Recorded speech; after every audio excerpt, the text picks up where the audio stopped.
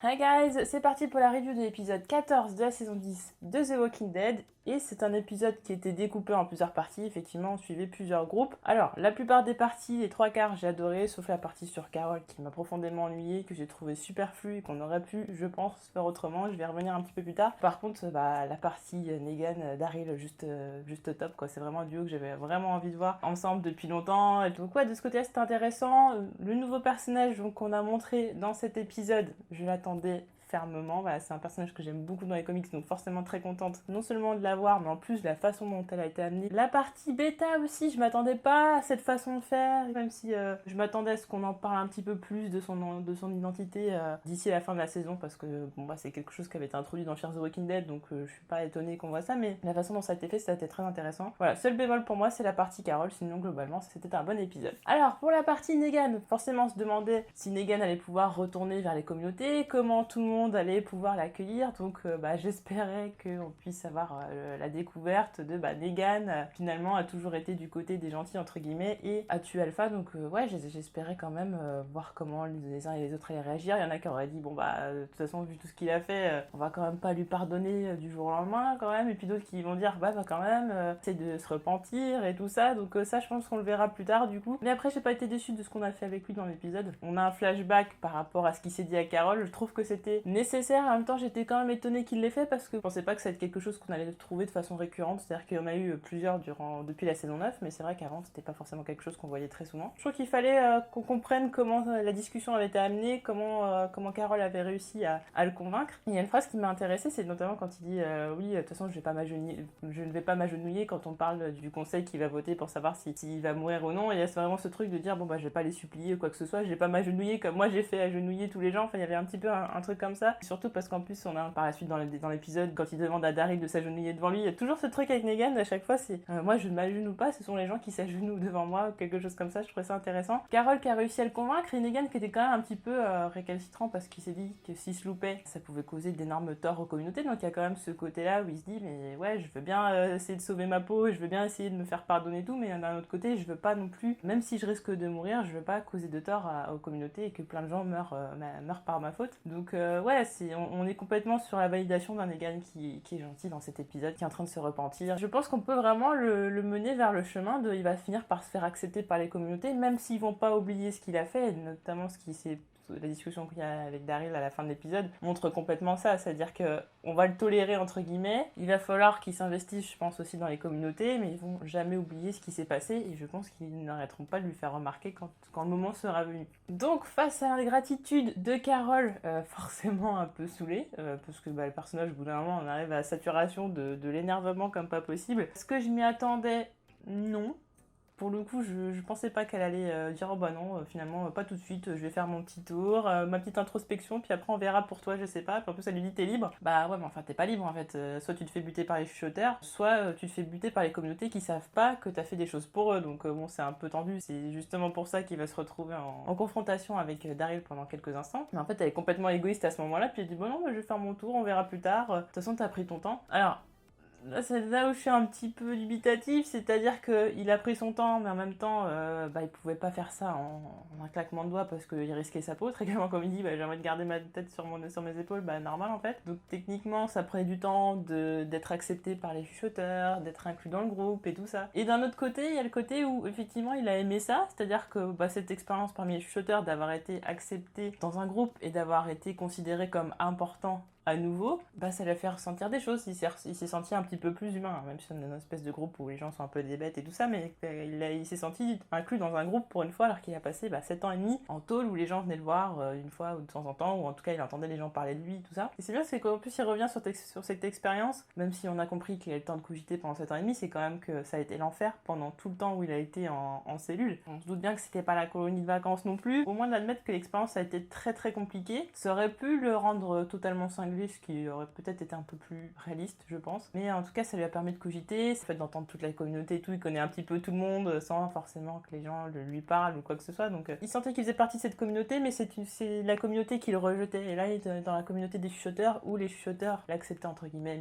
sauf Beta, etc. Mais en tout cas, Alpha avait de la considération pour lui. D'où le fait qu'il s'est un petit peu pris au jeu, mais je pense pas non plus que ça lui a fait prendre un temps pas possible. Donc je suis plutôt du côté de Negan, dans le sens où ouais, c'est clairement une ingrate en fait de dire qu'elle a pris son temps. Et le fait qu'ils aient rajouté ça, tu me donnes ta parole, oui, bah si tu fais vite, c'est histoire de montrer que bah non, finalement elle allait pas tenir sa parole. Et bon, voilà, est-ce que c'était nécessaire ou pas?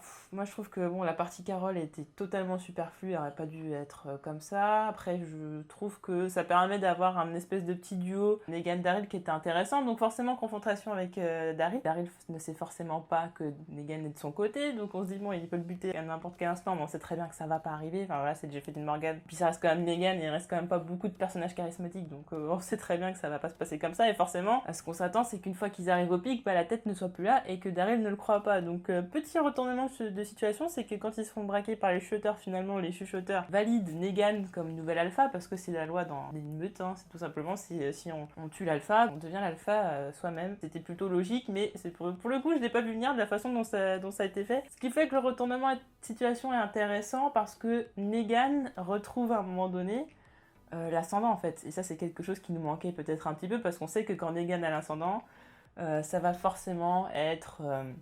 il va titiller les nerfs de la personne qui est en face de lui. Clairement, il va prendre son pied et on sait que nous, on va kiffer.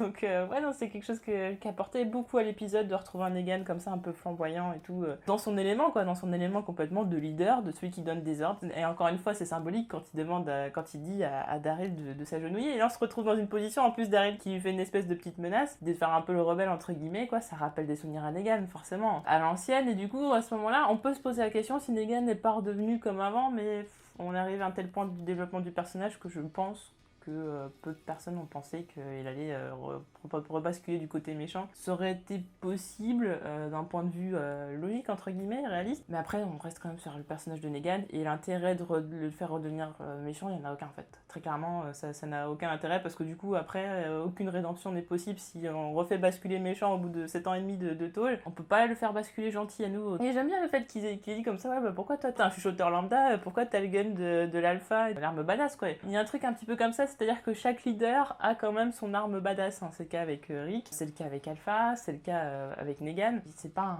un pecno comme ça lambda qui va avoir le fusil de la chef du groupe et tout, qui était quand même emblématique et tout ça. Donc c'est à la fois une façon de montrer que les chuchoteurs lui doivent le respect et qu'ils s'octroient pas ce qu'ils veulent comme ils veulent, tout simplement. Et puis surtout, ça sert comme stratagème pour buter les chuchoteurs et puis pour sauver Daryl. Et là, il y a le truc qui est encore plus drôle, c'est que non seulement Negan il va titiller Daryl, mais il y a aussi le truc de Daryl qui se retrouve dans la situation où il peut pas le blairer, mais il lui doit quand même la vie, quoi. Il y a ce côté-là il lui a quand même sauvé la peau, il a quand même tué Alpha et tout ça, parce qu'en plus il apprend, lorsque les chuchoteurs arrivent, ils sont en train de les braquer, que du coup Negan avait vraiment tué Alpha, quoi, que c'était la réalité et qu'il était pas du tout en train de le bluffer. Ça le titille un peu parce qu'il y a ce côté, ouais, j'oublie pas tout ce qu'il a fait, et en même temps il m'a sauvé la vie. Lydia, il l'a mis ailleurs, il l'avait quand même protégée, il l'avait quand même mis très loin pour qu'elle puisse être protégée et que personne ne puisse l'atteindre. Et quand même, il a tué la leader du groupe le plus menaçant pour les communautés. C'est là où va se poser la question à un moment donné de l'espèce de balance éthique, quoi, l'espèce de balance morale, c'est est-ce qu'il a causé plus de préjudice qu'il a sauvé de gens, en fait, ça va être un petit peu ça, et au bout d'un moment, peut-être qu'on va arriver à un moment donné où il va avoir tellement sauvé de gens qu'on pourra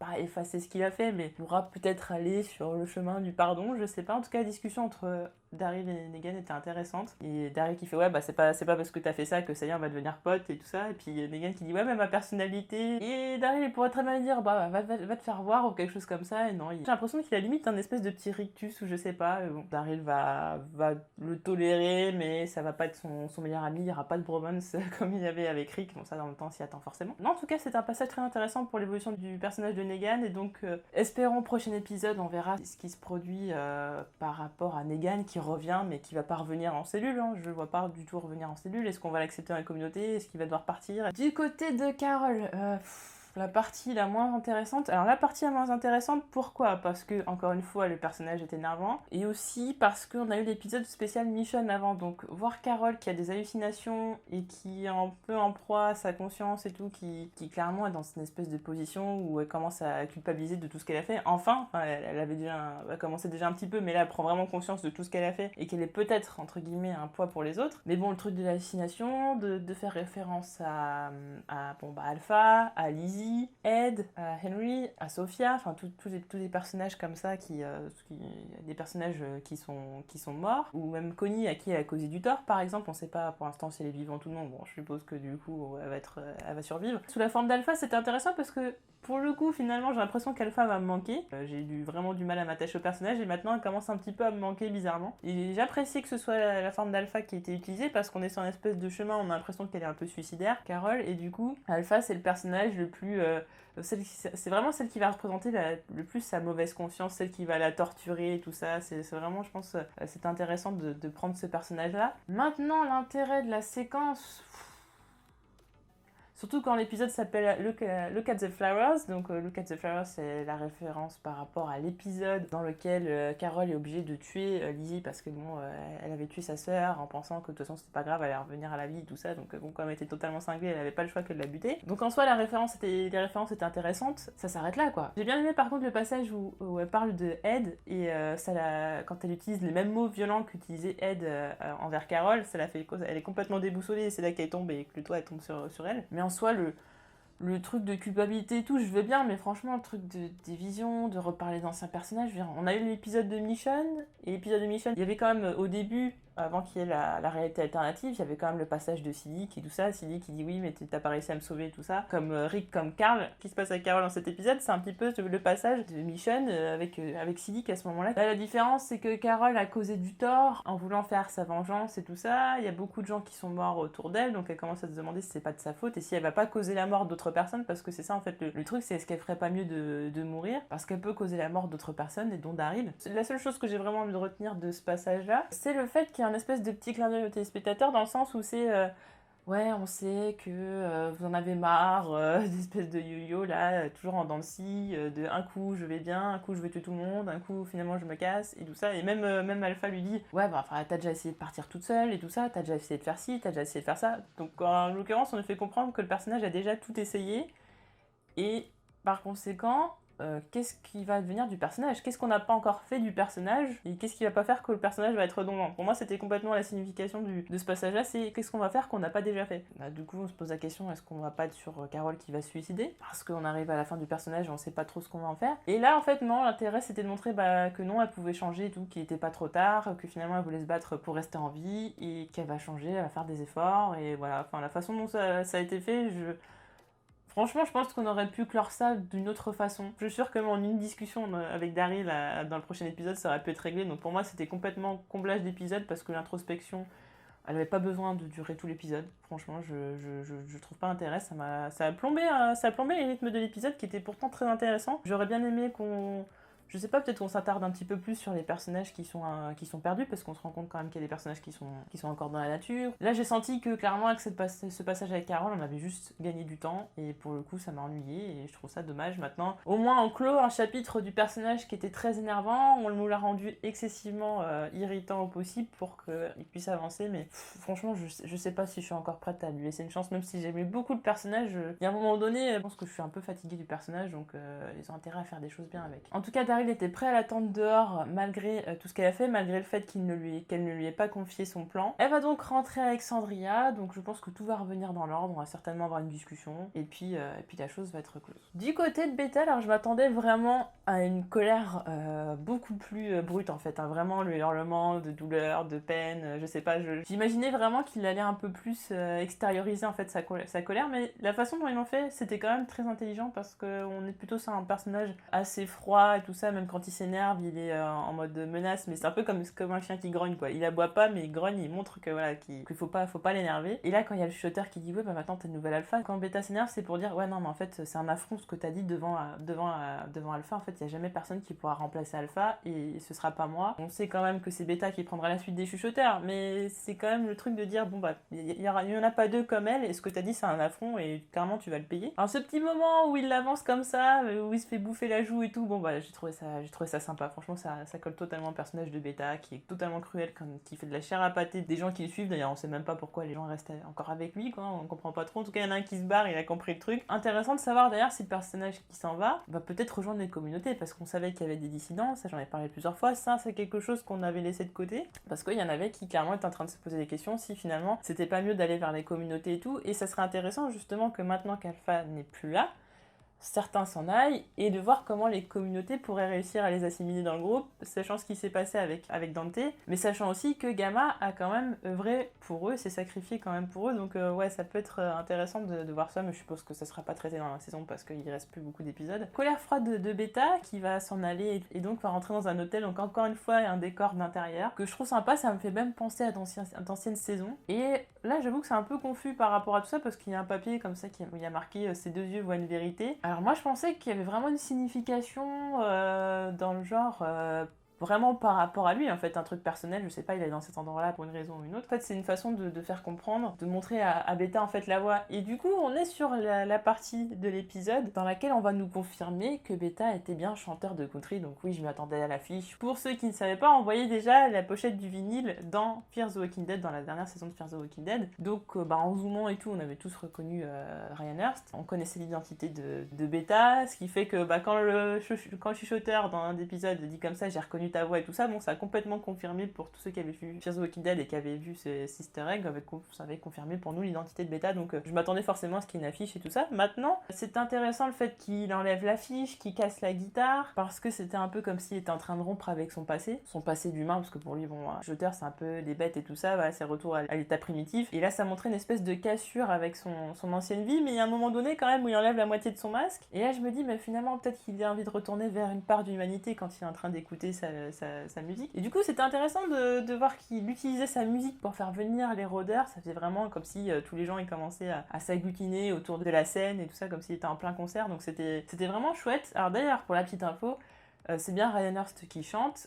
Pour l'identité en tant que chanteur, c'est Ryan Hurst qui a eu l'idée. Il disait que l'identité qu'il a dans les comics Beta, ça pouvait pas coller à l'acteur, donc il cherchait des idées. C'est Ryan Hurst qui a eu l'idée. Le nom de l'album, Half Moon, c'est en référence au fait que le personnage est sombre, voilà, l'ombre et tout ça. Donc c'est comme ça qu'ils ont trouvé le nom de l'album. La chanson qu'on entend, donc on l'a entendu déjà plus tôt dans la saison parce que Magna l'écoute quand il y a Yumiko qui arrive et qu'elles vont se disputer. Et c'est une version différente d'une chanson d'Emily Kinney qui s'appelle The Turtle and the Monkey. Fin d'épisode, Beta a trouvé sa voix, entre guillemets, pas la voix VOX, et finalement va se greffer une partie du visage d'Alpha. J'étais étonnée qu'il trouve le courage quand même d'éliminer Alpha. Alors déjà le truc quand il avait dans ses bras et tout comme un bébé, c'est creepy à mort quoi. On est vraiment sur un personnage complètement taré. Mais le fait qu'on nous parle de son passé un peu de chanteur de country, on se dit mais le mec est complètement déconnecté. Et c'est un peu la réaction qu'on a quand on lit le comics et qu'on apprend sa véritable identité. Moi j'avais vraiment aucune idée de qui ça pouvait être. À l'époque, on était même parti sur des délires ça pouvait être un personnage qui avait disparu du comics à un moment donné, qu'on pensait mort et tout, et finalement qui revenait comme ça. Tout un tas de théories. Là, pour le coup, chanteur de country, on se dit, mais il n'y a aucun rapport avec chuchoteur, donc comment il y a eu un basculement et tout ça. Par rapport à l'épisode de flashback entre Alpha et Beta, quand on le voit sur une photo avec des gens et tout ça, j'ai envie de dire, il y a quand même des choses qu'on n'a peut-être pas encore creusées, il y a peut-être encore d'autres choses à savoir sur Beta, qui auraient été peut-être intéressantes, donc je sais pas si on s'arrête là pour le personnage en termes d'introspection et tout ça, ou si on va peut-être aller plus loin. En tout cas, il s'est greffé la moitié du visage d'Alpha, donc c'est une façon de montrer que son combat qu'il mène pour la vengeance, il la mène avec elle d'une certaine façon, parce que bon, la mort pour eux, bon, c'est une espèce de continuité normale. D'où le fait que j'ai pas compris qu'il l'ait éliminé, il aurait pu lui enlever la peau sans éliminer, mais en même temps, d'un point de vue réel, on va pas pouvoir garder Samantha Morton tous les épisodes comme ça, juste la tête, à tourner juste pour faire la tête et tout pendant je sais pas combien de temps elle a payé. Donc fallait trouver une solution, mais en soi, bizarre. Donc on s'attend à une riposte assez énorme quand même, parce que là on voit pas vraiment l'énormité de la Horde, mais je pense qu'il va regrouper quand même pas mal de rôdeurs, que ce sera peut-être pas forcément moins que la Horde qu'il y avait précédemment. Il l'a rassemblé grâce à sa musique, donc chose très intelligente. En tout cas, on sent que les communautés n'ont pas fini d'entendre parler des chuchoteurs, qu'ils n'ont pas fini de se battre. Du côté du groupe qui va donc partir, alors Ezekiel se sent coupable parce qu'encore une fois, il n'était pas, entre guillemets, à la hauteur parce qu'il est fatigué, parce qu'il est malade. Hein. On rappelle quand même que pour l'instant, il a un cancer de la thyroïde, donc forcément, il est affaibli, mais en même temps, c'était pas forcément malin de lui confier la tâche de s'occuper des enfants, sachant qu'il était malade. Je dis ça, je dis rien. On a Eugène qui va enfin dire à tout le monde qu'il a contacté une personne d'une autre communauté, que ça peut être un potentiel allié par la suite. Donc on a encore cet espoir, malgré tout ce qui s'est passé, qu'ils puissent encore créer des alliances, que d'autres communautés ne soient pas nocives pour eux, ne soient pas hostiles. J'ai un peu du mal à croire que tout le monde dans un cadre comme ça, où ils viennent de se faire attaquer par les chuchoteurs, qui sont sortis, même si c'est passé beaucoup d'années, du truc de Negan. Il s'est quand même aussi passé des choses pendant les 6 ans, notamment par rapport à Michonne, les enfants et tout ça. J'ai quand même du mal à croire que aussi facilement ils disent ok, tu peux y aller, tout ça, vous allez juste à 3, il y a aucun danger. Je pensais qu'il y aurait un petit peu plus de personnes qui seraient contre par rapport à ça. Les personnages choisis pour y aller, Yumiko, ça semblait forcément évident. Je pensais que Magna allait y aller. Magna va être peut-être un peu plus posée, dans le sens où, vu tout ce qui lui est arrivé et tout, elle a envie de souffler un peu, donc elle va peut-être être un peu moins impulsive. Ça fera peut-être du bien au personnage. En même temps, ça aurait pu être intéressant, mais je pense qu'on en a marre un peu des personnages impulsifs qui font un peu ce qu'ils veulent et qui écoutent personne, notamment Carole. Je pense qu'ils n'ont pas voulu pousser le bouchon trop loin. Maintenant, Ezekiel, ça peut être intéressant si dans la communauté en question, ils ont les moyens de le soigner. Hein. Je pense qu'on l'a amené pour une certaine raison. Puis le fait que Angela Kang, dans ses interviews, elle laisse comprendre que ouais, il est fort et tout, il continue de se battre, et son histoire continue, me fait croire qu'ils vont trouver le moyen de le guérir ou de nous dire qu'au final il n'a pas de cancer et que c'est autre chose. Je pense qu'on est sur un personnage qui est parti parce qu'il va survivre, ils vont trouver un moyen de le faire survivre, et puis il lui rajoute une petite histoire dans le sens où oui, il se sent un petit peu inutile et tout parce qu'il est affaibli. Son cheval se fait mordre parce qu'il n'a pas été vigilant et parce qu'il était fatigué lorsque les rôdeurs ont attaqué, donc encore une fois, et finalement il se dit pourquoi je suis venu, parce que au pire laissez-moi derrière si je tombe, si je suis mal, parce que je vais vous ralentir, je peux vous causer des problèmes et tout ça, donc je pense très clairement qu'il va survivre pour nous faire le coup de maintenant il va revenir fort, il va redevenir le personnage badass. Et même Yumiko qui fait référence à ça, elle fait ouais, moi je vais revoir le roi du royaume, hein, tout simplement, voilà, le personnage qu'on a connu quand on l'a découvert, quoi, tout simplement. Et je pense que c'est un peu ça, c'est une espèce de clin d'œil aux téléspectateurs pour dire le personnage va redevenir aussi badass entre guillemets que vous l'avez connu. Moi je trouve qu'il était pas badass, mais bon. Et d'un autre côté, les au revoir avec Jerry, on se dit il peut se passer quelque chose, mais je pense que c'est plus du côté de Jerry parce que ça fait depuis qu'on le connaît, qu'on a l'impression qu'il va bientôt mourir, mais je pense qu'à un moment donné où ça va vraiment arriver, malheureusement, même si j'aime bien le personnage, je pense qu'on nous fait croire que c'est Ezekiel qui va mourir et qu'au final ça peut très bien être Jerry dans le prochain épisode. Donc on arrive dans une ville qui est vide et qui serait donc Charleston, contrairement aux comics. Comics c'est Pittsburgh, et là franchement c'est quelque chose que j'attendais pas du tout, le fait qu'il y ait des rôdeurs qui étaient mis en scène, c'est un espèce de théâtre en fait, un espèce de théâtre vivant où les rôdeurs sont en costume, où on a l'impression qu'ils font comme si que ce sont des personnes vivantes qui sont en train de trinquer dans un restaurant, un policier qui met une amende. Donc il y a vraiment ce côté théâtral, et de se dire mais là où les personnes, parce qu'à ce moment-là, ceux qui sont pas lecteurs du comics se disent qu'il s'agit peut-être d'une communauté qui s'amuse, mais en même temps ça peut être aussi inquiétant, on peut se dire ce sont des personnages encore complètement barges parce qu'on a quand même eu les chuchoteurs, donc on se dit qui sait ce que la prochaine communauté est capable de faire, sachant qu'en plus sur la route on voit des rôdeurs qui sont dans des cages et tout ça, on peut se poser pas mal de questions, et si on a lu le comics on comprend vite quel personnage en est la raison et pourquoi, même si dans le comics c'est pas du tout amené comme ça. Là j'ai trouvé ça vraiment intelligent, cette mise en scène du côté un peu totalement décalé, quoi, totalement ridicule et en même temps drôle et intelligent. En fait il y a vraiment ce mélange là d'un personnage qui va être haut en couleur, et c'est le cas parce que on est sur un personnage qui est comme il est très très coloré, qui est très expressif et tout ça. C'est un personnage qui est très drôle et qui peut être totalement exubérant, qui est très excentrique, quoi. On est juste sur la façon dont ils ont mis en scène les rôdeurs et tout quand ils arrivent dans la ville, on a compris déjà la personnalité du personnage, et je trouve qu'en soi c'était très intelligent. Et maintenant j'ai bien aimé aussi le passage d'Ezekiel qui se met à rigoler, parce qu'en plus Ezekiel qui aimait faire du théâtre et tout ça, forcément il apprécie ça, et il y a le côté de se dire il a quand même le cancer, il se sentait très mal et tout ça, et ça lui redonne un petit peu de joie de vivre livre, rire par ces temps-ci, ça reste quand même très rare, quoi. Donc ça fait du bien de le voir rire, ça donne un petit côté un peu léger aux épisodes qui sont très lourds et ça manque un peu d'humour par moment quand il n'y a pas Negan. Et pour le coup, on voit ce personnage débarquer comme ça qui fait salut, enfin voilà, genre même pas peur qu'il y ait des rôdeurs qui sortent de partout et tout, on fait du bruit parce que la ville est quand même globalement vide. Hein. Ils font tous une tête complètement pas complètement hallucinée, mais en même temps, c'est quoi ce truc-là, quoi? C'est assez marrant, et le zoom est vraiment fait d'une façon comique, en fait, dans le sens où on a vraiment envie d'accentuer le côté. Qu'est-ce que c'est que ce truc, quoi? Mais qu'est-ce que c'est que ce truc dans le côté, vraiment, c'est n'importe quoi, c'est drôle. C'était bien drôle, c'était bien amené. Donc je m'attendais de toute façon à ce qu'on nous introduise le personnage en fin d'épisode. Je pensais même que ce serait cliffhanger au final. Bon, cliffhanger, on choisit Beta. C'est peut-être plus intelligent d'avoir choisi Beta parce que on amène la bataille certainement pour l'épisode 15 pour nous le présenter dans le prochain épisode, et j'ai vraiment hâte aussi de voir comment elle va interagir avec ces personnages-là, et je pense qu'elle peut très bien s'entendre avec Ezekiel. Je pense qu'on nous introduit justement le fait qu'ils rigolent comme ça et tout ça, je pense qu'ils vont peut-être devenir proches, ils vont vraiment très bien s'entendre. Dans le côté un peu too much, hein, on est quand même sur un personnage, c'était le roi d'un royaume, ouais, on était sur quelque chose d'aussi théâtral aussi, hein, dans ce sens-là. Son animal de compagnie c'était un tigre, enfin voilà, il y avait quand même, c'était une tigresse, il y avait vraiment ce côté un peu trop, et je pense que dans ces cas-là, ce sont deux personnages qui peuvent s'entendre très très bien et qui peuvent former un duo qui va être intéressant pour la suite et qui risque d'être drôle. Forcément, j'attends la suite par rapport aux comics avec impatience. On va donc maintenant passer à la partie spoiler comics. Alors, Princess, c'est donc le personnage qui a été introduit dans cet épisode. Donc elle est introduite dans l'issue 171. Ouais, c'est un personnage que j'aime beaucoup parce que c'est un moment donné où le comic c'est un peu plus plat, où c'est un peu plus lent parce qu'on arrive, on va tout doucement vers le Commonwealth et tout ça. Et à ce moment-là, on est sur un petit moment de flottement où il se passe pas grand-chose et c'est le personnage qui remet un petit coup d'humour, qui remet un petit coup de boost et tout ça. Pas un Negan au féminin parce qu'à ce moment-là, on parlait un peu de ça, mais c'est pas du tout un Negan au féminin, enfin rien à voir, mais c'est vrai qu'en termes d'humour, vu qu'à ce moment-là, Negan n'est plus présent à partir de l'issue 174 après la confrontation avec Maggie, bah ça va être le personnage qui va rester dans la série qui va être drôle. Ce sera le seul parce que je me souviens pas de trucs très drôles en dehors de ça, mais ouais, c'est un personnage complètement haut en couleur. Maintenant, par rapport à visuellement, franchement, visuellement, ça fait bizarre. Ça fait bizarre parce que même si j'avais pensé à faire un cosplay et tout, franchement, de voir en vrai, ça fait très... je sais pas, j'imaginais pas du tout ça comme ça. Du coup, ça m'a un peu choquée parce que j'arrivais pas à visualiser en vrai comment ça pouvait donner. Et par rapport à la série, je trouve que ça dénote un peu, c'est un peu différent parce que la série, on est quand même sur des survivants et tout, qui sont habillés en sombre et tout.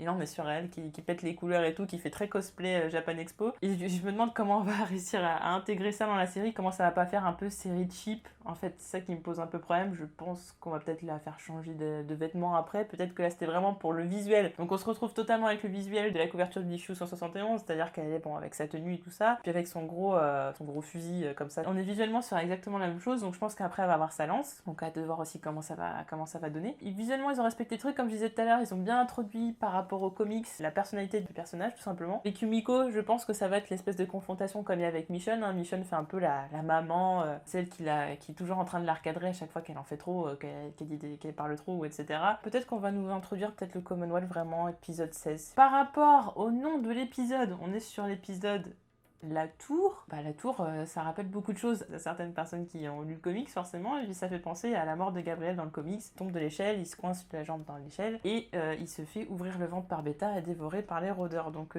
quel autre personnage on pourrait imaginer à sa place? Ça va choquer énormément les gens qui regardent juste la série, parce qu'ils s'attendent pas du tout à ce genre de mort, et on manquait un petit peu entre guillemets de mort un peu gore. Ça pourrait être intéressant, en tout cas Beta qui amène les chuchoteurs à Alexandria, ça semble inévitable, de toute façon c'est ce qui va se passer. Il y aura peut-être quelques morts parce qu'on a quand même gardé beaucoup de personnages sous le coude. Donc, à voir. N'hésitez pas à me dire en commentaire ce que vous avez pensé de l'épisode et vos théories pour les prochains, et on se retrouve très vite pour d'autres vidéos. Salut!